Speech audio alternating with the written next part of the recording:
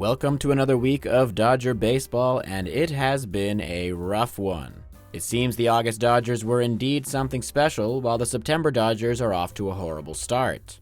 And to make matters worse, Julio Urias just got arrested. So let's take a look at the good, the bad, and the ugly of Week 21. Starting with the good part, the Dodgers welcomed the Diamondbacks to Dodger Stadium and proceeded to sweep them in 3 games. It was honestly a night and day difference from how the team looked against Arizona in the early parts of the season. And I know the Diamondbacks are much worse now, but I still wasn't expecting the Dodgers to look quite this good against them. But all that confidence was short-lived when the Braves came to town for a 4-game series. And as you can see, it didn't go great. The Dodgers lost a brutal 3 games in a row before salvaging a win on Sunday. There's not too much you can say about this except that the Dodgers simply got outplayed. The collapse began on the 2nd inning of Thursday's game when Lance Lynn gave up 6 runs. Still, the Dodgers were riding the victory high and fought back to within 1 run, which was super reassuring. However, it seems the team just became more discouraged as the series went on, looking even worse the next 2 games while the Braves walked all over us. We knew they were going to be tough, but the Braves proved to be damn near impossible to beat. The good news is that the Dodgers didn't really need these wins to keep the division lead, and hopefully this series can teach the players how to approach the team if we face them in the playoffs. That's pretty much the only silver lining I can salvage out of this one, but it's better than nothing. And then there was Julio Urias. Just as I was about to record this video, it was announced that he was arrested last night and charged with felony domestic violence. Apparently he was attending the LAFC game against Inter Miami, which attracted a ton of celebrities who wanted to see Lionel Messi play. Mookie Betts and Kolten Kershaw were also in attendance, although I don't know if they were sitting with Urias. Apparently he got into an altercation with his girlfriend in the parking lot and was arrested on the property. He was released early this morning on a $50,000 bond. The Dodgers have since released a statement saying that Urias will not be traveling with the team while they learn all the facts about the situation, but I think it's pretty safe to say that he will not be pitching for the Dodgers again. There's even a chance he never pitches for any MLB team again, considering he was already arrested for domestic violence in 2019. But we'll know more about his future in the coming weeks. Anyways, I never thought I'd be talking about a domestic violence case on this channel, but here we are. As far as the Dodgers rotation goes, the only comfort the fans can find is that Urias was having a bad season anyways. And as you can see here, he gave us another brutal start to end his Dodger career. So long, Julio.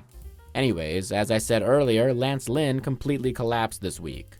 But the good news is that Kolten Kershaw had a solid outing and Ryan Pepiot looked great once again with 5 scoreless innings followed by 4 scoreless innings from Ryan Yarbrough. Emmett Sheehan also returned and put up a fight even if he wasn't out there for long. You'll also notice we got 1 mediocre start from Bobby Miller and 1 fantastic one, the second one being made even more impressive by the fact that it was against the Braves. He gave up just 3 hits and 1 run in 7 innings against the toughest team in MLB. So I'm going to put Bobby Miller on the clutch list today. Right next to him is Mookie Betts, who continued his dominance as he put up 9 hits this week, including 3 home runs. But there's a lot of starters that are struggling. That ball is absolutely drilled. Mookie Betts pounds one way gone.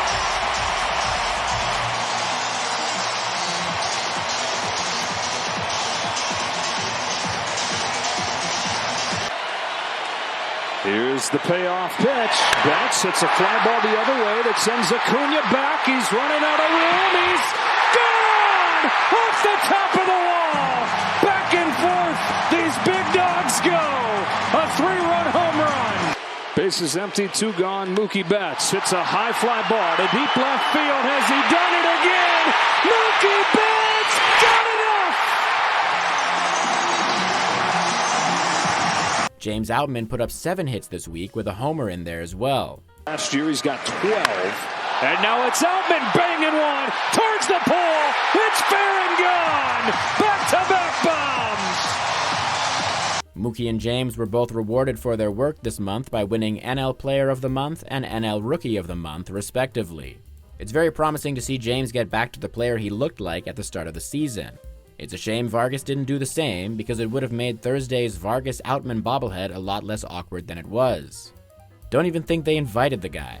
Jason Hayward and Will Smith both put up 9 hits this week, while Max Muncy gave us 7.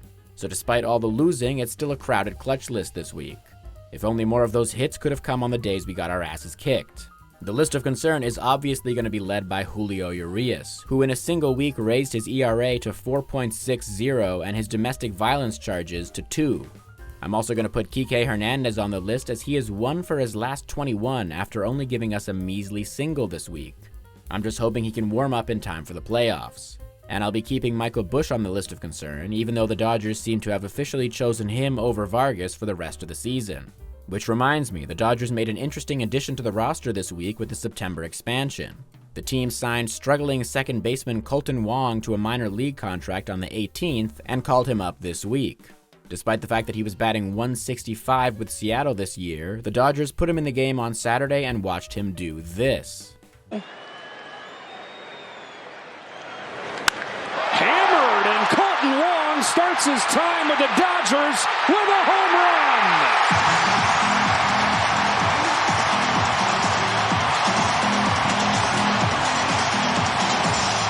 As fun as it is to say the Dodgers have completely fixed him, I'm not going to make any big conclusions until we see a little more from this guy. But that was definitely the funniest possible moment for his 3rd home run of the year.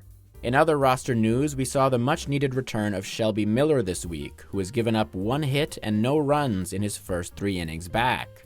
It also seems Walker Buehler will be coming back soon, which is seeming more necessary with every day that goes by.